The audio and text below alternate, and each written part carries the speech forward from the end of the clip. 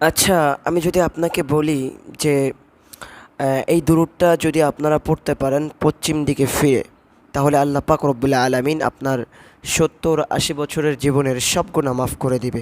আপনি কি বিশ্বাস করবেন? হুম? বিশ্বাস হবে না কয়েকজনের, কিন্তু আবার কারোর বিশ্বাস হতেও পারে। আপনাদের তখন বিশ্বাস হবে যখন আমি আপনাদেরকে প্রমাণ সহ দেখিয়ে দিব যে আল্লাহ পাক রব্বুল আলামিন কোরআনের ভিতরেই বলেছেন, বান্দাদেরকে ডেকে ডেকে বলেছেন, ও বান্দা। সূরা তাওবার ভিতরে বলেছেন, আপনারা দেখলে হয়তো পাবেন। সূরা তাওবার ভিতরে আল্লাহ পাক বলেন যে বান্দা, তোমরা তোমাদের বয়স অনেক হয়ে গেছে, 50 বছর হয়ে গেছে, 30 বছর হয়ে গেছে, 80 বছর হয়ে গেছে। ও বান্দা, এখনও কি গুনাহ করবা তোমরা? আমার কাছে মাফ চাবা না? কারণ আমি আল্লাহ পাক রব্বুল আলামিন তো চাই না যে আমার কোনো বান্দা জাহান্নামে যাক। কেমন যেন আল্লাহ পাক রব্বুল আলামিন সবসময় আমাদেরকে ডেকে ডেকে বলতে থাকে, ও বান্দা, দুনিয়ায় কেউ তোমাকে ভালো না বাসুক, দুনিয়ায় কেউ তোমাকে দাম না দেক, দুনিয়ায় কেউ তোমাকে সম্মান না দিক, তুমি যদি ইবাদত করো, তুমি যদি আমল করো, তাহলে আমি আল্লাহ পাক রব্বুল আলামিন তোমাকে সম্মান করি, তোমাকে স্নেহ করি, তোমাকে ভালোবাসি, তোমার আমল নামায় আমি লক্ষ লক্ষ নেকি দিয়ে দিই। সুবহানাল্লাহ বিহামদি। কেমন যেন আল্লাহ পাক রব্বুল আলামিন সবসময় আমাদেরকে ডেকে বলতে থাকে যে, ও আমার বান্দা, দেখো আমি তোমাদেরকে অনেক মায়া করে সৃষ্টি করেছি। আমি যখন তোমাদেরকে সৃষ্টি করব তখন ফেরেশতারা আমাকে বলেছিল যে, আল্লাহ, তুমি মানুষ জাতিকে কেন সৃষ্টি করবা? ওরা তো তোমার ইবাদত করবে না, আমরা তোমার ইবাদত করি, আমরা সব সময় তোমার ইবাদত করি। তখন আমি তাদেরকে বলেছিলাম, ও ফেরেশতা, তোমরা তো তোমাদের তো ইবাদত করার জন্য বাধ্য করা হয়েছে, তোমরা তো ইবাদত করবাই, কারণ আমি আল্লাহ তোমাদের সৃষ্টি করেছি একমাত্র আমার ইবাদত করার জন্য, তোমরা তো ইবাদত করবাই। আর আমি এমন একজন জাতিকে সৃষ্টি করব, যে জাতি যে জাতিকে আমি তাদেরকে মেধা দিয়ে দিব, তাদেরকে বুদ্ধি দিয়ে দিব, তাদের চিন্তা চেতনা দিয়ে দিব। তারা বুঝতে পারবে যে এইটা ভালো কাজ, এইটা খারাপ কাজ। তারা ইচ্ছা করলে খারাপ কাজ করতে পারবে, ইচ্ছা করলে ভালো কাজ করতে পারবে। যেমন মনে করেন আপনি পরীক্ষা হলে পরীক্ষা দিচ্ছেন, আপনি যদি স্যারের সামনেও পরীক্ষার হলে যদি ভুলভাল লেখেন, যদি ভুল কিছু লেখেন, স্যার কি আপনাকে কিচ্ছু বলবে? কিচ্ছু বলবে না, কারণ এটা পরীক্ষার হল। আপনি ভুল লিখলে লেখেন, খারাপ লিখলে লেখেন, ভালো লিখলে লেখেন, সেটা সম্পূর্ণ আপনার ইচ্ছা। দুনিয়াটাও তেমনই একটা পরীক্ষার হল। এখানে আপনি খারাপ কাজ করলেও কেউ আপনাকে বাধা দিবে না, আল্লাহ আপনাকে কিচ্ছু বলবে না। তবে আল্লাহ পাক রব্বুল আলামিন বলে, বান্দা, যতই বাহাদুরি করো, যতই অহংকারী করো, একসময় না একসময় আমার কাছে তোমার আশা লাগবে, আমার কাছে একসময় না একসময় তোমার অবশ্যই আশা লাগবে। সেই দিন তুমি কোন জায়গায় যাবা? সেদিন তুমি এত অহংকার কাকে দেখাবা? কাউকে দেখাতে পারবা না, কারণ আমি আল্লাহ পাক রব্বুল আলামিন একসময় তোমাকে ঠিকই আমার কাছে তোমাকে নিয়ে আসবো। তো যে কথাটা আমি বলতেছিলাম, যে আল্লাহ পাক রব্বুল আলামিন কখনো চান না যে কোনো বান্দা জাহান্নামে যাক। আল্লাহ পাক রব্বুল আলামিন কখনো চান না আমার কোনো বান্দা জাহান্নামের ভিতরে এত কষ্ট পাক, কখনো চান না। এই জন্য তো সবসময় আল্লাহ ডাকতে থাকে, এ বান্দা। ওই যে বললাম তওবার ভিতর আল্লাহ বলেছে যে, বান্দা তোমার 50 বছর হয়ে গেছে, মাফ চাও আমার কাছে, ইন্নাহু হুয়াত তাওয়াবুর রহিম।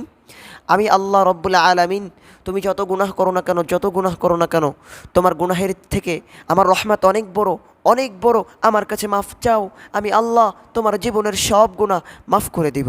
শুধু মাফ চাও না, রহমতের ওসিলাই করে তোমার জীবনের সব গুনাহ আমি আল্লাহ মাফ করে দিব। মনে করেন বিশাল বড় একটা সাগর, বঙ্গোপসাগর, নাম শুনেছেন সবাই। ওই বঙ্গোপসাগরে যদি আপনি এক মুঠো অল্প একটু যদি বালি ফেলান কিংবা খারাপ কোনো কিছু ফেলান, বঙ্গোপসাগরের কোনো ক্ষতি হবে? কোনো ক্ষতি হবে না, কারণ বঙ্গোপসাগর তো অনেক বড়, অনেক বড়। বঙ্গোপসাগর বলবে, আশিক তুমি কী ফেলাইছো আমি নিজেও জানি না, টেরই পাই নাই। কারণ বঙ্গোপসাগর তো বলে আমি অনেক বড়, অনেক বড়। তো তেমনভাবে আপনি যদি গুনাহ করেন, এই বঙ্গোপসাগরের মতো আল্লাহর মাগফিরাতের দরজা এত বড়। আপনি গুনাহ করেছেন তো সামান্য, এই গুনাহ কারণে আপনি যে মনে করতেছেন যে আপনার জীবনের গুনাহ মাফ করবে না, এমনটা না। মাফ চেয়ে দেখেন, আল্লাহ মাফ করে দিবে, আল্লাহ মাফ করে দিবে। ওমর রাদিয়াল্লাহু তাআলা আনহুর ছোট্ট একটা কথা শোনাই।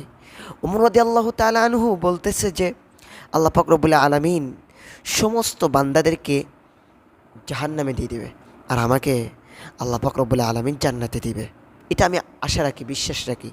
আশা যদি এমনটা হতো যে সমস্ত ব্যক্তিকে আল্লাহ পাক রব্বুল আলামিন জান্নাতে দিবে আর একজনকে জাহান্নামে দিবে, সেটা আমি ওমর, তাহলে আমি কখনো কখনো আমি আশা হারিয়ে ফেলতাম, আমি আশা হারিয়ে ফেলতাম। কিন্তু এমনটা না। ওমর রাদিয়াল্লাহু তাআলা সবসময় ভাবতেন যে আমাকে জান্নাতে দিবে। একটা মুসলিম হিসেবে, একটা ইমানদার হিসেবে এটা ভাবতেনই যে আল্লাহ আমাকে জাহান্নামে দিবে। আমরা জান্নাতি, যদি আমরা জান্নাতি না হতাম তাহলে তো আল্লাহ আমাদেরকে খ্রিস্টান ধর্মে জন্মগ্রহণ করাইতে পারতো, হিন্দু ধর্মে জন্মগ্রহণ করাইতে পারতো। তা তো করাই নাই। শুধু তাই নয়, আমাকে গরু ছাগল হাঁস মুরগি বানাইতে পারতো, বানাই নাই। তার মানে আল্লাহ 100% গ্যারান্টি আল্লাহ আমাদেরকে জান্নাতে দিবেই ইনশাআল্লাহ, ঠিক কিনা? তো এখন জান্নাতে যাওয়ার জন্য কিছু আমল তো করতে হবে নাকি? ফিরি ফিরি জান্নাত পেয়ে যাবেন? আমি যেটা বললাম যে একটা ইমানদার হিসেবে জাহান্নামে যাব, এরকমটা নেয়াত করতে নাই, করা হারাম। ভাববেন সবসময় আমি জান্নাতে যাব, তবে এমনটা না যে জাহান্নামের ভয় থেকে আপনি গাফেল থাকবেন। জাহান্নামের ভয় আগে দিলের ভিতরে ঢুকাবেন যে জাহান্নামে এত বড় আযাব কীভাবে সহ্য করব। এই ভয়টা আপনার দিলের ভিতরে ঢুকাবেন, ঠিক আছে?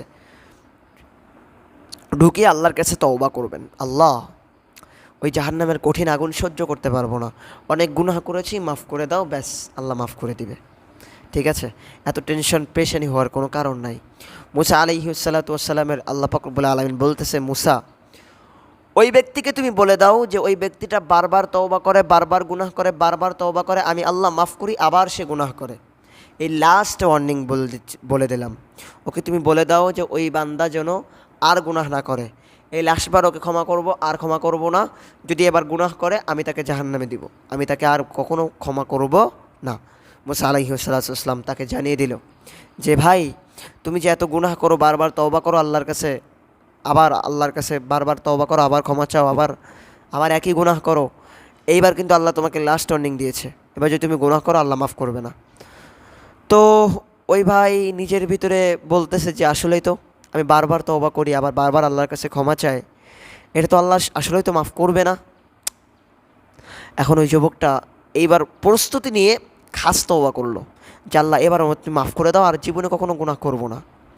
এইবার আল্লাহ পাক রব্বুল আলামিন তাকে বলতেছে, না না সরি, এইবার ওই যুবকটা যখন তওবা করলো, কিছুদিন পর আবার একই গুনাহ সে করলো। গুনাহ করার পর এখন ভাবতেছে আল্লাহ তো মাফ করবে না, এবার কী করব? এবার আল্লাহকে বলতেছে দেখি চান্স নিই হয় কি না। আল্লাহকে বলতেছে, আল্লাহ আমি কতটুকু বা গুনাহ করেছি, তুমি না বললে আমাকে মাফ করবা না।